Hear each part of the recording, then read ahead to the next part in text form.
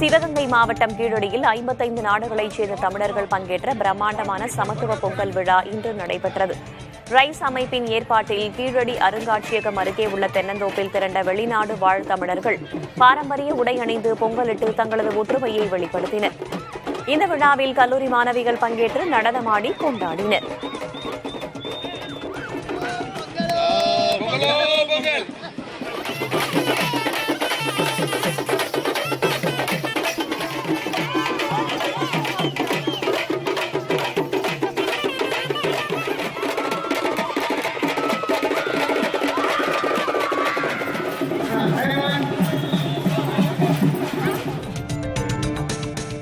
திருவண்ணாமலை மாவட்டம் வந்தவாசியில் இந்து, முஸ்லிம் மற்றும் கிறிஸ்தவ மக்கள் ஒன்றிணைந்து சமத்துவ பொங்கலை கொண்டாடினர்.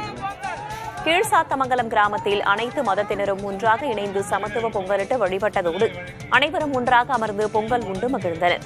தொடர்ந்து மது ஒழிப்பை வலியுறுத்தி மது பாட்டில்களை உடைத்து எதிர்ப்பை வெளிப்படுத்தினர். மேலும் மதுவை ஒழிப்போம், மனிதநேயம் காப்போம் என பல்வேறு முழக்கங்களை எழுப்பியவாறு கிராமத்தினர் டிராக்டரில் வலம் வந்தனர்.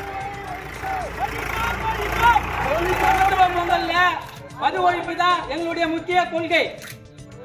ஒழிப்போம் ஒழிப்போம் மதுவை ஒழிப்போம், ஒழிப்போம் ஒழிப்போம் மதுவை ஒழிப்போம். பொங்கல் பண்டிகையை முன்னிட்டு சென்னை கோயம்பேட்டில் 7 ஏக்கர் பரப்பளவில் அமைக்கப்பட்டுள்ள சிறப்பு சந்தையில் கரும்பு மற்றும் மஞ்சள் விற்பனை விறுவிறுப்பாக தொடங்கியுள்ளது. மதுரை, திண்டிவனம் உள்ளிட்ட பகுதிகளிலிருந்து 200 டன்னுக்கும் அதிகமான செங்கரும்புகள் சந்தைக்கு வந்துள்ளன. தரத்தை பொறுத்து 15 கரும்புகள் கொண்ட ஒரு கட்டு 300 ரூபாய் முதல் 800 ரூபாய் வரை விற்கப்படுகிறது. அதேபோல கும்மிடிப்பூண்டி மற்றும் ஆந்திரா மஞ்சள் கொத்துகள் கட்டு 80 ரூபாய் முதல் 120 ரூபாய் வரை விற்பனையாகின்றன. பண்டிகை நெருங்குவதால் பொதுமக்கள் மற்றும் சில்லறை வியாபாரிகளின் வருகை அதிகரித்து சந்தை களை கட்டியுள்ளது.